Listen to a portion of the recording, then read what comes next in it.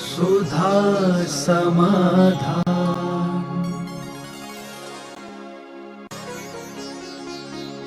नमोस्तु गुरुदेव। तीर्थंकर 8 साल में संयम धारण कर लेते हैं, तब उनके आहार की व्यवस्था स्वर्ग से होती थी। मुनि बनने के बाद उनके आहार की व्यवस्था कहाँ से होती है?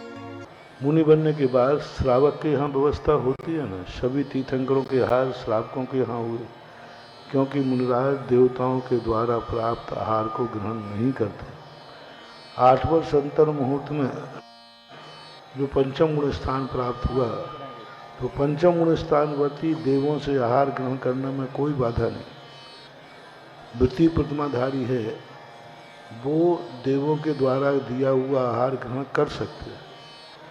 तीर्थंकरों ने पंचम गुण स्थान को प्राप्त करने के बाद भी उनका आहार स्वर्गों से ही आता है, देवता ही लाते हैं जब तक वो घर में रहते हैं। लेकिन जैसे ही वो दीक्षा लेते हैं, दीक्षा के बाद देवो पुनीत आहार वर्जित है। नमोस्तु गुरुदेव। बीजाक्षर किसे कहते हैं, ये कैसे बनते हैं और ये हमारे जीवन को किस प्रकार प्रभावित करते हैं? अक्षर जब बीज बन जाता है, जो तुम पढ़ते हो अक्षरों को, वो अक्षर है। जो सामान्य व्यक्ति बोलते वो अक्षर है। जब कोई व्यक्ति किसी कार्य करने के लिए उन अक्षरों का प्रयोग करता है तो वो बीजाक्षर बन जाते हैं। जैसे आपका जो फसल आई, अनाज आया, तो सारा अनाज खाने योग्य है, खाया जा सकता है। लेकिन उनमें से किसान कुछ अनाज छांट के रख देता है, उसको बोलते बीज। फसल एक खेत में हुई, एक साथ आई, लेकिन पूरा अनाज वो बीज के रूप में नहीं कहते, बोले ये बीज रखा हुआ है, ये बीज नहीं है, और दोनों एक समान हैं। तो जब किसी अक्षर से हम कुछ आगे की साधना करना चाहते हैं, उस बीज को अक्षर बना करके हम अनेक अर्थ निकालना चाहते हैं, अनंत अर्थ निकालना चाहते हैं। जब वह बीजाक्षर किसी अर्थ की दिशा में जाता है, तब वह अक्षर बीजाक्षर बन जाता है। जब वो अक्षर रहता है, उस समय अक्षर का कोई भी अर्थ नहीं होता। जो आ अनार का, आ आम का, ये तो लिखने की लिपि बताइए। सामान्यता आ का कोई अर्थ नहीं है, व्यंजन का कोई अर्थ नहीं है। लेकिन साधक अपने ध्यान से उस अक्षर को किसी अर्थ की तरफ जब संकेत करता है, जब उसको अपने ध्यान का साधन बना करके उसकी शक्तियों से एनर्जी लेने का प्रयास करता है कि यह बीजाक्षर मुझे यह शक्ति प्रदान करे, उस बीजाक्षर की उस शक्ति को वो पहचानने लग जाता है। उसका रंग, उसका स्वाद, उसका स्पर्श, उसकी गंध, और उसके वो अर्थ अनंत शक्ति जो छुपी हुई है, वह शक्ति की तब जाता है, तब वह बीजाक्षर बन जाता है। बीजाक्षर मात्र साधक ही बीज का अक्षर को बीजाक्षर बना सकता है। इतने लोग बाजार से गेहूं खरीदते हैं, सभी लोग गेहूं को बीज नहीं बनाते, मात्र किसान ही बीज बना सकता है। बाजार में से आप गेहूं खरीद के लाते हैं, आप खरीद कर, कोई नहीं बोलता है कि हम ये बीज लाए हैं, सब बोलते अनाज लाए।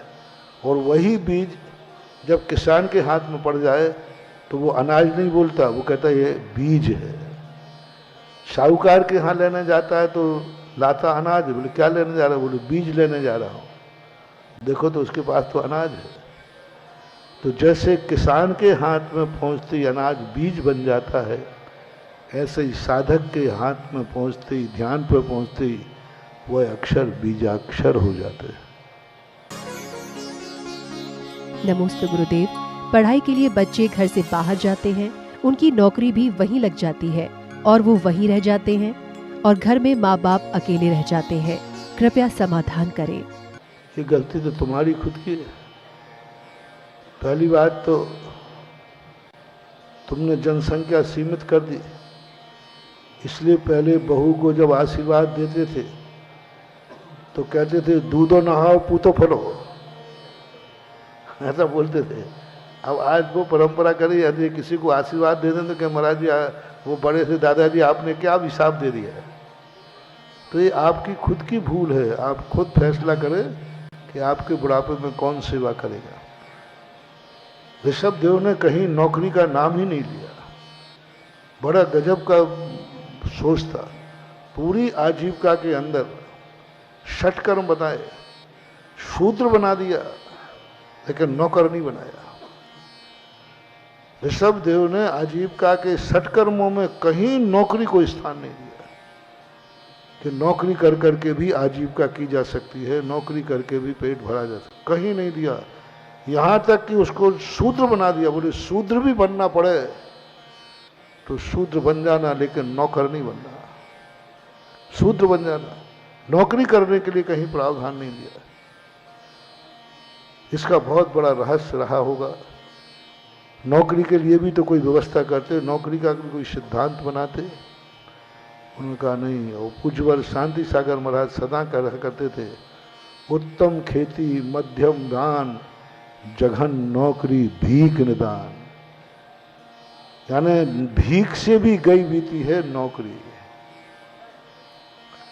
क्योंकि नौकरी में सदा स्वाभिमान नष्ट होता है, सौम्य भय निरंतर बना रहता है, आयु कर्म की उदीर्णा होती है, और उस समय आत्मा की जो विल पावर शक्ति है वह कुंठित होती है।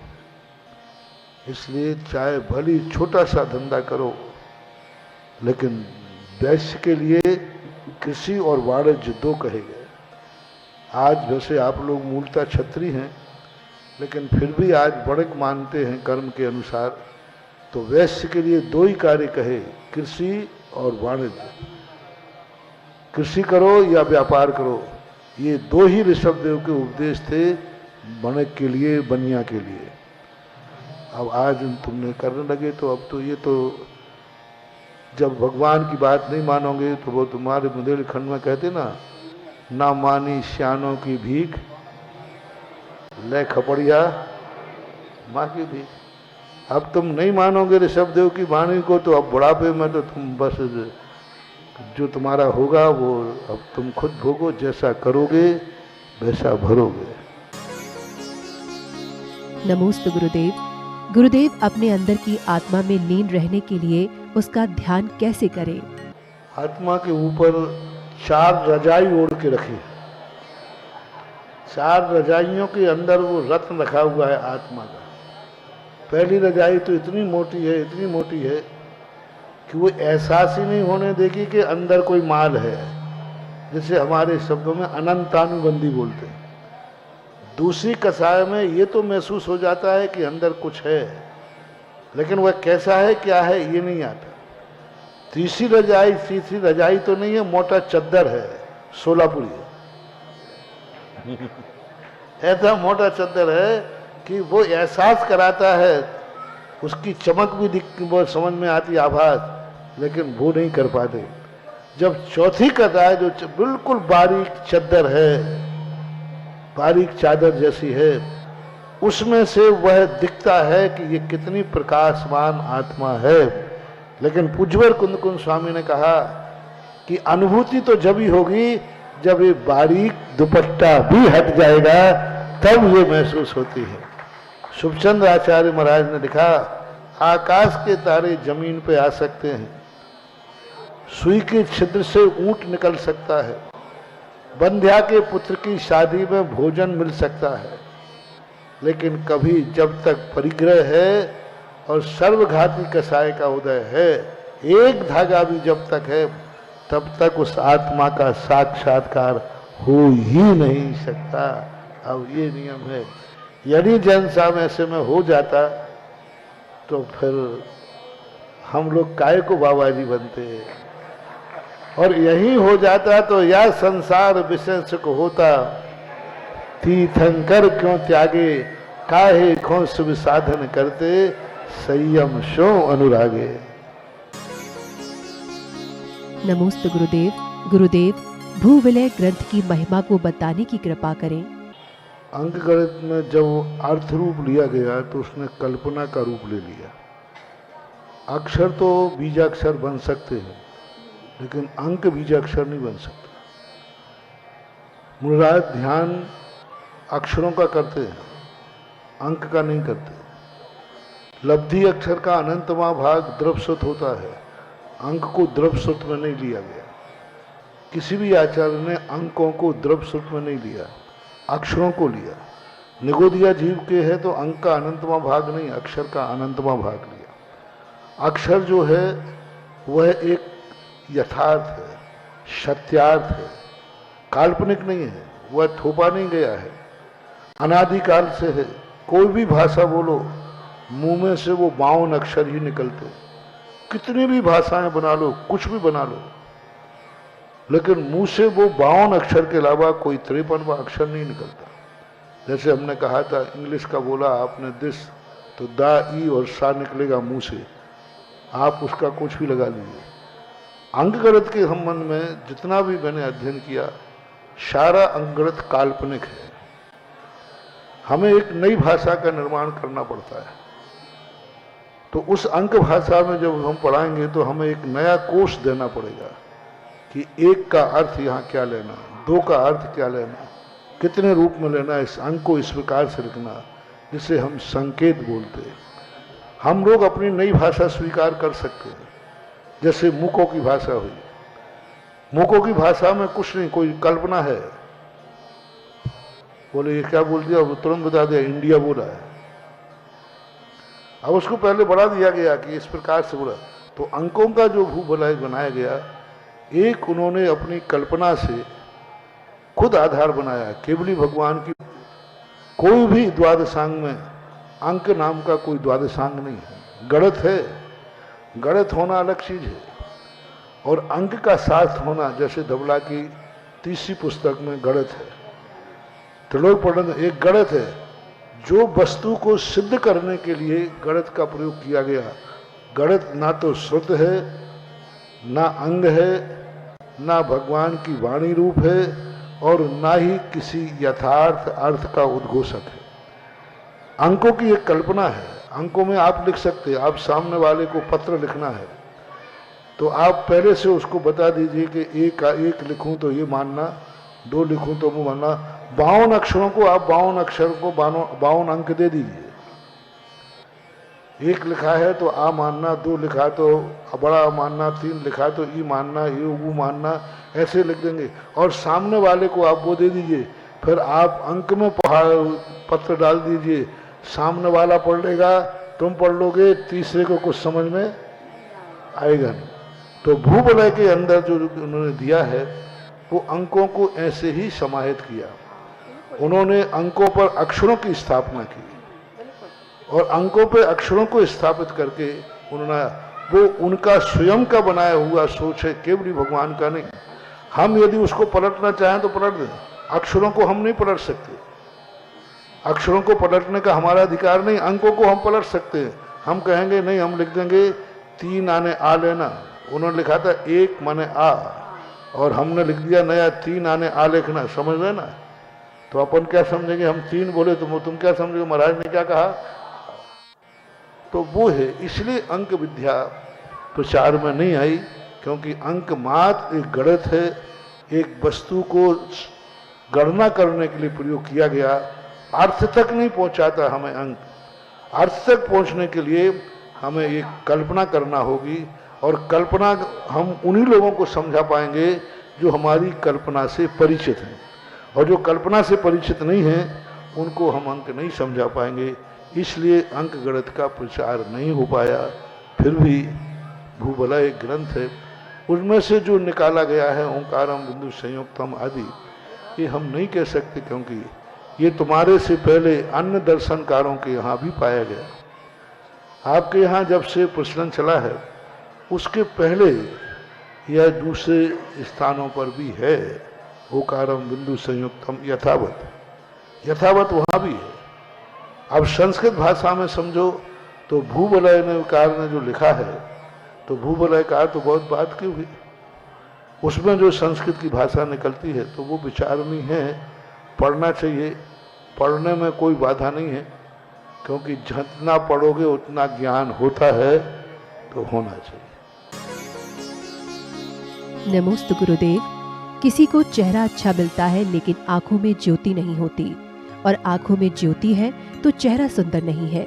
ऐसे कौन से कारण होते हैं जिसकी वजह से ये होता है, और हमें ऐसे कौन से कर्म नहीं करने चाहिए जिससे अगले भव में ऐसा ना हो? यहाँ भी तो ऐसे ही करता है। कोई व्यक्ति अच्छा कार्य इतना अच्छा करता है कि बहुत अच्छा, दूसरा कार्य बिल्कुल नहीं करता। कोई स्वाध्याय करेगा तो इतना करेगा, दिन भर स्वाध्याय करता है, लेकिन अभिषेक नहीं करेगा, पूजन नहीं करेगा। स्वाध्याय करेगा, अभिषेक पूजन में मन नहीं लगता, तो स्वाध्याय के लिए ज्ञान तो मिलेगा, लेकिन शकल भी शकल मिल जाएगी। बुद्धि तो अच्छी होगी, लेकिन शकल कैसे मिलेगी? क्योंकि सुंदर रूप तो भक्ति से मिलता है, उसने भक्ति तो की ही नहीं, स्वाध्याय किया है। जैसे अष्टावक्र हमारे यहाँ थे, इतना ज्ञान किया, इतना ज्ञान किया, दिन भर ज्ञान ज्ञान में निकाल दिया। धार्मिक दृष्टि से नहीं, भौतिक दृष्टि से, प्रश्न भौतिक दृष्टि का है। तो ज्ञान तो उसने खूब किया, अध्ययन किया, लेकिन उसका कभी भक्ति में मन नहीं लगा, पूजा में मन नहीं लगा, अभिषेक में मन नहीं लगा, किसी के गुणानुवाद करने में मन नहीं लगा, तो उसको सुंदर रूप नहीं लगा। क्योंकि भक्ति सुंदर रूप तो भक्ति से मिले, तो बुद्धि तो सुंदर मिली, लेकिन शकल सुंदर नहीं मिली। अब किसी ने भक्ति तो बहुत की, जम के भक्ति की, सुंदर रूप तो मिल गया, पढ़ा तो स्वाध्याय तो बिल्कुल किया ही नहीं, मन ही नहीं। कई लोग ऐसे भक्ति में बहुत मन लगता है, स्वाध्याय नहीं करते, तो उनको क्या शरीर सुंदर मिल जाएगा, लेकिन बुद्धि नहीं मिलेगी। तो हर कार्य में यही समझना, आँख कान नाक संस्थान सब में यही बनना। सब कुछ किया, लेकिन सब कुछ है, लेकिन बीमार बने रहते, क्योंकि कभी भैयावृत्ति नहीं की। सब कुछ किया, पूजा भी की, स्वाध्याय भी किया, सब कुछ किया, लेकिन कभी भैयावृत्ति नहीं की। कभी रोगी को देखकर उसकी निरोग काया को करने का भाव नहीं किया, तो सब कुछ मिल गया, लेकिन बीमार बने रहते। तो ये सारी चीजें हमारे यहाँ कारण लिखा है, हर चीज का कारण है। जो जैसा कारण करोगे वैसा कार्य होता है, तो कारण के अनुसार ही कार्य होता है। शास्त्रों में एक एक चीज का वर्णन लिखा हुआ है कि ये करोगे तो ये मिलेगा, ये नहीं करोगे तो ये नहीं मिलेगा। सुधा समाधान।